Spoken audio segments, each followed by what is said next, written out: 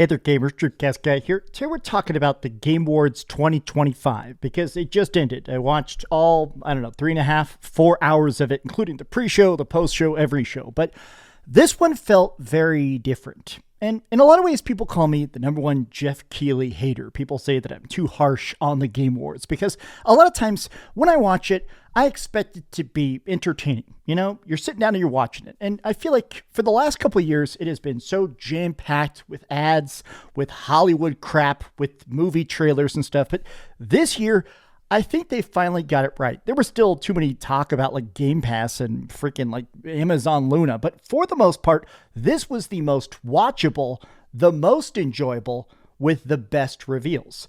Other than that final one, which was just shockingly bad. But let's talk about the good and the bad. I want to just sort of break down my thoughts after having finally watched it, because for once, maybe I'm going to suck Jeff Keighley's toes. No, wait, no, Jeff Keighley's probably banging that Muppet puppet, right? Okay, let's get into it. Hi, hope you're having a great day. If you could, please give this video a like and subscribe if you haven't already.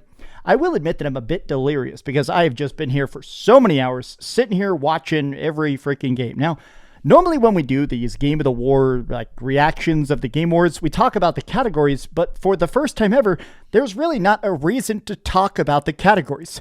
Expedition 33 won everything from best music to best directing to best debut game to best indie game to game of the year. It won every single category, even best RPG, obviously, and I think it deserved it. They actually went up there so much, they ran out of speeches to give. I'm dead serious. Literally every single person, the development team, every aspect of everything, including lead, best character, best actor, they won it all. So instead, we're mostly going to talk about the reveals. But I want to end with what is definitely the most confusing. Jeff Keighley likes to end his stuff the way a lot of people do, right? You know, the one more thing, the thing after everything else. Here's that big giant reward for staying till the very end. The one more thing reveal was oddly maybe the worst thing they showed the entire night. Now, there's some trailers we're not going to talk about. There's some stuff they showed today that I just don't truly care, right? I'm curious about those Star Wars games, the new Tomb Raiders and Resident Evil, of course, right? He ended it with a live service game that looks like slop. People throw that word around a lot now, like slop, where it just seems like generic, bland mess. This straight up looks like slop. It's some free-to-play game that's about to come out here in 7 weeks. It's by the people who made Apex Legends and Titanfall. It looks like a generic hero shooter. You have different people that can turn into animals or shoot lightning and stuff. And literally, all the replies are weird because Jeff Keighley came out and was like, "This game will blow your mind. I've played this game. I've been changed by this game." And then it's this. Like, Jeff Keighley, what are you doing here, brother? This was not a good trailer to end on. You should have maybe opened with it like, "We're here about pushing new ideas, like high ground, wild heart entertainment." Okay, right. Boring, whatever, blah. No. Overall, I do want to say before anything else, I'm probably going to give this entire thing today, I'm going to probably give it an 8.5. I feel like most of the time I give the Game Awards, most of the time it hovers around a 7. This one felt like it had the best focus and honestly the best pacing of it. This reveal, though, there were two in this entire showcase that actually had my literal jaw on the floor.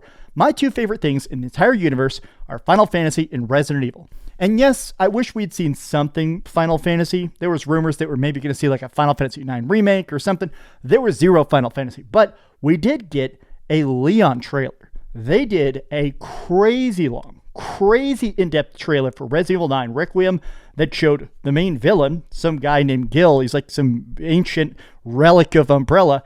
He is trying to basically get Alyssa Ashcroft and do some sort of like final weird, maybe genetic experience. There's been a lot of talk about the fact that in the whole like experimentation of Resident Evil, they're always talking about trying to find the perfect host for the viruses, people that fuse to it instead of becoming zombies or monsters, right? So it seems like they've sent Leon in to try and save her. There is a shot where a guy shows up, a zombie shows up with a chainsaw, and he grabs it out of the guy's hand and sticks it into him. It is so cool to see what is essentially old man Leon. I have to say that as a guy who grew up wanting to be Leon, loving Leon more than maybe any other Resident Evil character by far, it's trippy to see what rumor is his final game. That trailer was legit awesome.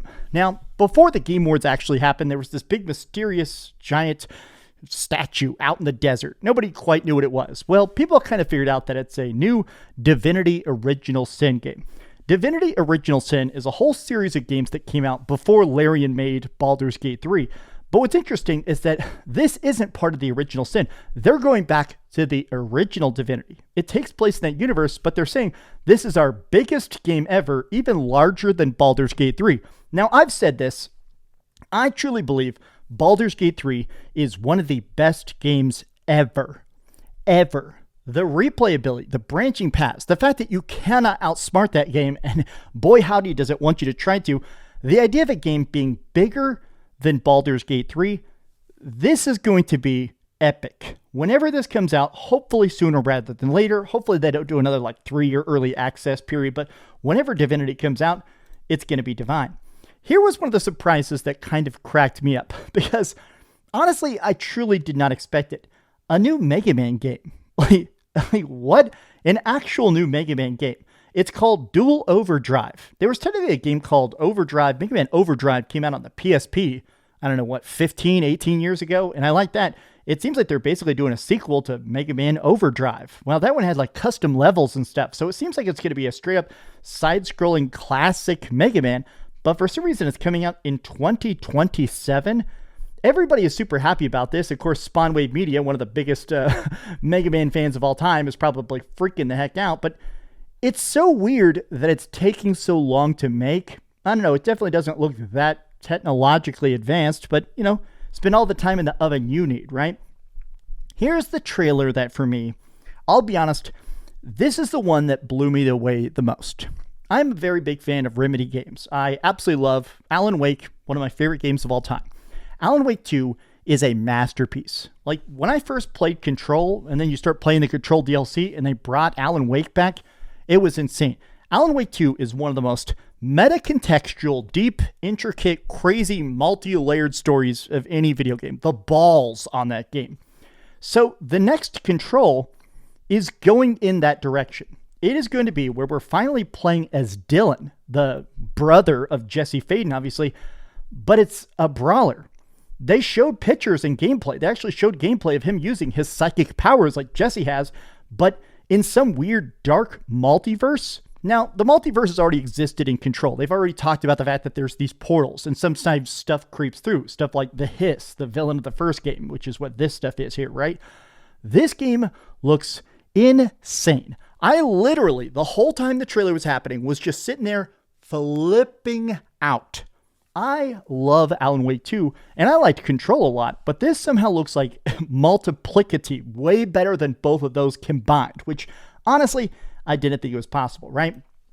Okay, Phantom Blade Zero got a very, very long gameplay trailer, and honestly, it looks great. Phantom Blade Zero, I guess I just really like... just something about the samurai aesthetic to me very much works. I like that it's this weird, almost fairy tale realism where the graphics are realistic, but there's just crazy weird martial arts and impossible combat and stuff. This game looks so great. So it's coming out September 9th, 2026. Most of the release dates we got for a bunch of this stuff was actually in the first 4 months. Most of the stuff is all coming out before April at the Game Awards. This is one of the latest concrete release dates we got. I kind of wish they'd released a demo, to be honest with you. I just think this game looks so fun, I kind of want to play it. Which brings me to Pragmata. The pre-show actually began with a Pragmata gameplay thing that looked great, and they said, hey, there's a demo up now. I actually installed the demo, attempted to actually play it. I actually kind of want to make a, video. Maybe I want to do a video about this demo, because it's so crazy that now anybody can play Pragmata. That game looks way better than I thought it was going to be. Capcom is up to some messy business, right? Okay, next up, this is the funny thing. There were actually 2 separate Star Wars reveals. Now, longtime subscribers know I'm pretty burned on Star Wars, to be honest. I don't know, something about all the adventures in the far, far away galaxy. I don't know. I'm just tired of the Jedi and the Force, and everything kind of has this very samey aesthetic now, right? So, they showed off a Star Wars Galactic Racers game. I don't really care. I think it looks fine. I like racing games, so maybe I'll try it at some point. It's one of those games that I feel like maybe I'll play it if there's nothing else coming out around it that really strikes my eye. The thing that did actually grab me, though, is there were a lot of leaks that were getting a new game in the Old Republic timeline. So something separate from the legendary, almost mythological Knights of the Old Republic remake, which hypothetically is still coming out. This is a game that takes place around the time of Knights of the Old Republic, same time period, that like thousands of years ago, the dawn of the Sith. And it's something weird by Casey Hudson. It's a single player game. We really don't know what this is about. We didn't even get like a year. This thing could be coming at 2028 for all we know about. But Fate of the Old Republic almost seems to convey that maybe it's going to set up some of the dominoes that lead to all the craziness that happens hundreds of years later, right? I got to say, this is kind of the stories I like, right? Away from Luke and Han and everybody, give me stories in the way long ago where I can enjoy all the crazy cool goodness of Star Wars, but without all that current family baggage, right? All right, what do we got up next here? Warhammer Total 40K. Now, you'll notice in this video, I'm only talking about the stuff I do like. There was actually a surprising amount of stuff this year that was actually good. There was still some slop, some Hoyoverse stuff. I don't know, freaking lots of trailers for already existing games as a service, but it felt like there was a lot less. There was actually this leaked number that came out that apparently 3 minutes of gameplay to be put into the Game Awards costs you $1 million. So basically every minute that you're up on stage costs you $333,000, right? So it seems like Jeff Keighley's found some balance where he's able to charge the developers more and have less ad space. It felt like more of the trailers, maybe I'm misreading the situation, but it almost feels like we're getting more high quality stuff because the only companies that want to pony up that kind of cash know their game is worth looking at. It felt like there was a lot less stupid ad breaks and more just games. Still too much CGI, but the stuff that actually times where we had real gameplay, it wowed me. Like this is one that started with like a long trailer. We all know what Warhammer 40K looks like, right? We all know what 40K looks like. We don't need these CGI trailers, but when we actually saw the gameplay, Warhammer Total War 40K looks glorious. I mean, I'll be honest, I'm not sure I've ever played a Total War game, or if I have, it's been less than like 10 hours of it. This looks like my jam completely. So they also gave us another deep dive on Saros. Now, Saros looks really good. It has an earlier release date than I thought. April 30th, 2026. This game is very much Returnal 2. In the trailer, I'm about 80% sure they showed a lot of story about how the like eclipsed sun tainted the earth and brought all these monsters out and it's causing all the like time loopy weirdness. I'm pretty sure I actually saw the lead character of Returnal. Like she's in this game. It's probably just the actress and not the same exact character, but it really struck me as odd to see her here. I mean, it could be just that honestly they loved working with her so much for Returnal they decided to bring her back, but honestly, that kind of got its hooks in me. I already thought Saros was look good. I already was going to play it. I already love Returnal, but something about that extra little notch up. It really is Returnal 2, and that's exactly what the heck I wanted from Housemarque, right? Here was a weird trailer, right? We watched this leaked this morning in a video. Lenny Kravitz is coming to be the main villain of 007 First Light. Honestly, this game's going to be great. It's by the studio that did Hitman. Hitman is honestly so good. This game is going to be fantastic. I kind of just wish we had it. Do we have a release date for it? Yeah, March 27th. Wow. Wait, is that coming out around Resident Evil Requiem?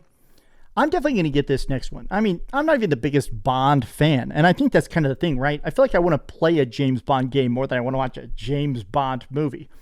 Now, here's a complaint I have, right? Which is that they announced the next expansion for Diablo 4. I'm not going to dwell on this, but I have obviously a big Diablo 4 tattoo. I like Diablo a lot. Big fan of Diablo 2, especially 1, 2, 3, 4. All right, I like all of them. They announced a new class, which you can play today if you pre-purchase the expansion. You have to buy the expansion, which I don't even think has a release date. That seems kind of weird, but the Paladin class is back. So I'm happy and I'm a bit sad at once, right? I'm going to buy it. I'm an idiot. I love Diablo 4. I want to play the Paladin class. So huzzah. Paladin Shadow Drop, right? I wish we got a chance to actually see that new expansion though, so I knew what the hell I was actually paying for, right? So they announced 2 separate new Tomb Raider games. And I got to admit that this was a smart way to do it, right? It's been a long time since we had a really good Tomb Raider game. We've gotten the really great remasters recently. Those are fantastic, the remaster collections, but they announced a completely new one, a sequel, essentially what I think is like freaking Tomb Raider 10, and also a complete remake of the original Tomb Raider. They're doing a full remake of the first game, including the dinosaurs and everything. And graphically, it looks fantastic. I mean, I was just not ready for Tomb Raider to come back and be just as good as the OG. I can tell my battery of my camera is at like 1%, but I want to talk about Batman Dark Legacy. This game looks like Arkham Knight. I mean, it straight up looks like a new Arkham, Batman, Arkham City, and all those games, right? It's crazy that this game is just so authentic to what made the Batman game so great. I don't like Lego at all, and I'm going to buy this day one. Again, I'm glad they actually showed gameplay. There were so many just purely CGI trailers, right? I love Dungeons and Dragons. I'm a Dungeons and Dragons fanatic, right? Warlock, Dungeons and Dragons coming 2025. Gameplay reveal summer 2026. That's cool. This main character and this magic and stuff, whatever's happening here, I like Warlocks. I sure wish we had more than a CGI trailer to convey whatever the hell that was, right? There was some stuff that I liked. This thing, creators of Soma, they're doing a new game. Another weird body horror first-person puzzle game, right? Fantastic. Overall, all the stuff they showed for the most part, I think, was better than usual. The stuff that showed more gameplay, like 4Loop, the guy who invented Left 4 Dead, is making a new 4-player co-op game. There's more stuff that I feel like they finally just said, here is the game, look at it. Show, don't tell. This was finally the show, don't tell entire Game Awards I wanted. When I was live streaming it today, I said a little like poll in my chat and said, what do y'all think about it? And my chat was trying to give it a 6 out of 10.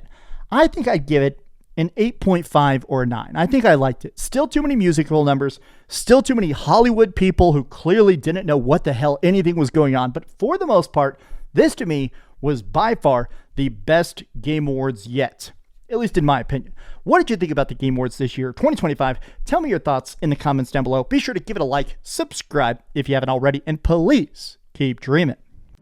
Thanks so much for watching that video. If you want to see something else, you can always click this link to see what I put up last, or, subscribe and see what's coming up next. Also, I promise that whatever I do, it'll try not to suck.